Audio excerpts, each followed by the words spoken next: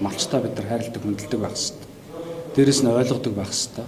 Нэгэнт хууль баталгаас өмнө асуудлыг шийдэж чадахгүй гэж үзэж байгаа бол тэр хуулийг баталтгүй байх хэрэгтэй. Хууль хэрэгждэг байх хэрэгтэй. 24 оны 6 сарын 5-ны өдөр батлагдсан хуулиар 2 жилийн дараагаар хуулийн хэрэгжилттэй холбоотой хяналтын сонсгол хийх гэж байгаа явдал бол харамсалтай байна. Яагаад тэгэхээр хууль хэрэгжихгүй байгаатай л холбоотой асуудал болж байгаа. Сая гавь гişүү хэллээ. Бид нар маш олон харилцаануудыг шийдвэрлэж чадахгүй байна. Малчтай бид нар хайрладаг, хүндэлдэг байх хэрэгтэй. Дээрээс нь ойлгодог байх хэрэгтэй.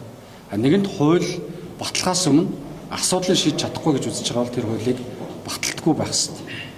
Хүүхдүүдийн сургыг гэж юм, ипотекийн зээл олгоё гэж юм, нөхөн төлбөр олгоё гэж юм, дээрээс нь малжуулах ажлыг хий гэж юм гэдэг ч юм. Ингээд маш олон зүйлүүд байна. Гэтэл нэг албан тушаалтан засгийн газраар орох журмыг нь батлахгүй, журмын үйл зөвшөөрсөн сулбаатай харилцаанаас үүдээд засгийн газрын хуралдаанаар тухайн асуудал орохгүй, засгийн газрын хурлаар асуудал орохгүй болохоор тэр хуулийн хэрэгжилт байхгүй болчихж байгаа. Энд хамгийн том асуудал байна. Тэгэхээр малчтайгаа идэвхтэй оролцоосоо гэж бид нар уриалмаар байна. Ямар албан тушаалтнууд малчны хуулийг хэрэгжих шатанд нь эсэргүүцэж зогсоосон бэ гэдгийг малчт маань мэдэж аваасаа гэж бид нар нэг үлдээ. Бодож байгаа. Хүсэж байгаа. Хууль хэрэгждэг байх ёстой.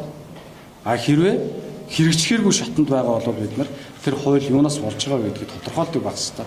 Улсын хурлын гишүүдийн нэг бүр ирэх байгаа. Энэ бол хуулийн хэрэгжилтэнд хяналттай байх.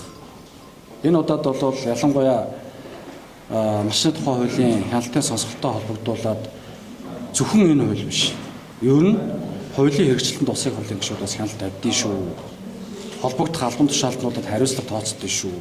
Олон нийтэд ил тод нээлттэй мэдээлдэг шүү. Парламент өнөөдөр хуучин явж исэн системийг халж шинэ систем шилжчихсэн шүү гэдгийг бид нар бас үзүүлж харуулах зорилго бас давхар агуулж байгаа гэдгийг би хэлмээр байна. Тэгээд малчтайгаа илүү их өргөн оролцоосоо асуудлыг гаргаж тавиасаа тодорхой албан тушаалтнууд журмын харилцаагаар хуулийг зогсоодог байх хэлбэрийг Монгол улсын нутаг дэвсгэр дээр бүтэн халах ёстой гэдэг юм зарчим дээр бид нар байгаа гэдгийг хэлэх гэж байна.